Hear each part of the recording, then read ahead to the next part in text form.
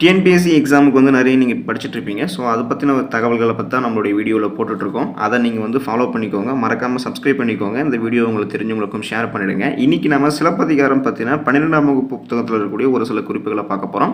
நமக்கு சிலப்பதிகாரம் சிலபஸில் எங்கே இடம்பெறுதுன்னு பார்த்தீங்கன்னா பகுதியாக இலக்கியத்தில் வந்து இடம்பெறுது. அதில் வந்து பார்த்தீங்கன்னா நீங்கள் கொடுத்துருப்பாங்க 5ஆவதாக சிலப்பதிகாரம் மணிமேகலை தொடர்பான செய்திகள், மேற்கோள்கள், சிறந்த தொடர்கள், உட்பிரிவுகள் மற்றும் ஐஞ்சிறுகாப்பியங்கள் தொடர்பான செய்திகள் கொடுத்துருப்பாங்க.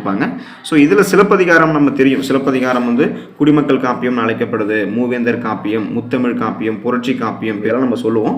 ஸோ ஆனால் அதுக்கான காரணங்கள் எப்படி இருக்குது அப்படின்றதுக்கான எல்லாமே வந்து பார்த்தீங்கன்னா நமக்கு இந்த 12ஆம் வகுப்பு தமிழ் புத்தகத்தில் வந்து கொடுத்துருப்பாங்க.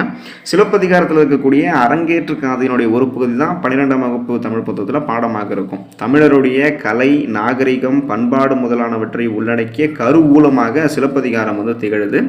அரசகுடி அல்லாதவர்களை இந்த சிலப்பதிகார காப்பியத்தினுடைய தலைமகளாக வைத்து பாடினதால தான் சிலப்பதிகாரம் குடிமக்கள் காப்பியம் அப்படின்னு சொல்லிட்டு அழைக்கப்படுது. நமக்கு கூற்று காரணத்தில் நமக்கு எக்ஸாமில் கேட்கலாம், இப்போ சிலப்பதிகாரம் குடிமக்கள் காப்பியம் என அழைக்கப்படுகிறது, அதுக்கான காரணம் என்னன்னு கேட்டிங்கன்னா இதுதான். அரசகுடி அல்லாதவர்களை கூட இந்த காப்பியத்தினுடைய தலைமக்களாக வைத்து இவங்க பாடினதால தான், இளங்கோவடிகள் வந்து பாடினதால தான் இதுக்கு குடிமக்கள் காப்பியம் அப்படின்னு சொல்லிட்டு ஒரு பெயர் இருக்குது. புகார் காண்டம், மதுரை காண்டம், வஞ்சி காண்டம் அப்படின்னு சொல்லிட்டு முறையே வந்து பார்த்தீங்கன்னா இந்த மன்னர்களை பற்றி அந்த பாடல்கள் அந்த காண்டத்தில் வந்து பாடியிருப்பாங்க. அப்போது இந்த புகார் காண்டம், மதுரை காண்டம், வஞ்சி காண்டங்கள் அப்படின்னு சொல்லிட்டு புகார் காண்டத்தில் சோழர்களை பற்றி இருக்கும், மதுரை காண்டத்தில் பாண்டியர்களை பற்றி இருக்கும், வஞ்சி காண்டத்தில் சேர மன்னர்களை பற்றி இருக்கும். ஸோ அந்த மாதிரி முறையே இந்த மன்னர்களை பற்றி பாடினதால தான் இந்த சிலப்பதிகாரத்திற்கு மூவேந்தர் காப்பியம் அப்படின்னு சொல்லக்கூடிய இன்னொரு பெயரும் இருக்குது.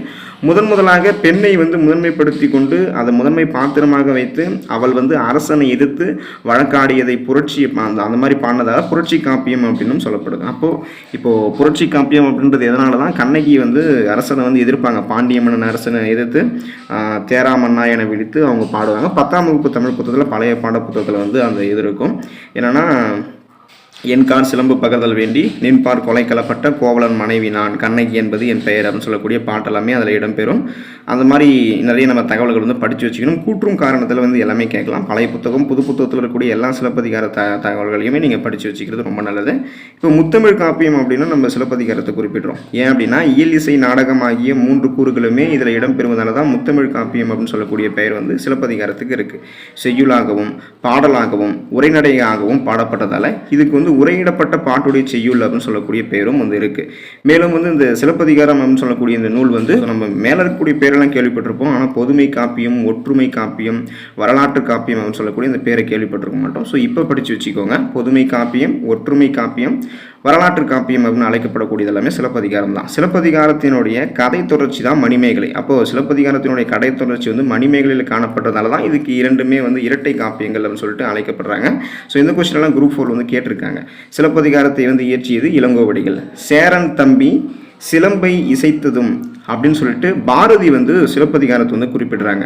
சேரன் தம்பி சிலம்பை இசைத்ததும் அப்படின்னு பாரதி வந்து இந்த சிலப்பதிகாரத்தை குறிப்பிடுறாங்க. வரந்தரு அந்த காதையில் இளங்கோவடிகள் தன்னை பற்றி குறிப்பை தருகையில் தான் செங்குட்டுவன் தம்பி அப்படின்னு சொல்லக்கூடியதை குறிப்பிடுறாரு. அப்போ நமக்கு கேட்பாங்க, அப்போ நமக்கு வந்து எக்ஸாமில் கேட்கலாம், இளங்கோவடிகள் வந்து தன்னை பற்றி குறிப்பை தந்து செங்குட்டுவன் வந்து இளங்கோவடிகளோட தம்பி தான் அப்படின்னு சொல்லிட்டு எங்கே குறிப்பிடுறாரு அப்படின்னா வரந்தரு காதையில் வந்து குறிப்பிடுறாங்க. ஸோ இந்த மாதிரி டீட்டெயிலாக நம்ம படித்து வச்சுக்கும் போது சிலப்பதிகாரத்தை பற்றி எந்த கேள்வி நம்ம எழுதிடலாம். அதனால் இந்த மாதிரி நீங்கள் படித்து வச்சுக்கிறது ரொம்பவே நல்லது. டிஎன்பிஎஸ்சி சம்மந்தமான கிளாஸஸ் அப்புறம் அதை பற்றின தகவல்களை பார்க்குறதுக்கு நம்மளுடைய மான்ஸ்டர் டிஎன்பிஎஸ்சி சேனலை சப்ஸ்கிரைப் பண்ணி வச்சுக்கோங்க. இந்த தகவலை உங்களுக்கு தெரிஞ்ச ஃப்ரெண்ட்ஸ் டிஎன்பிஎஸ்சி படிக்கிறவங்களுக்கும் ஷேர் பண்ணுங்கள். நன்றி.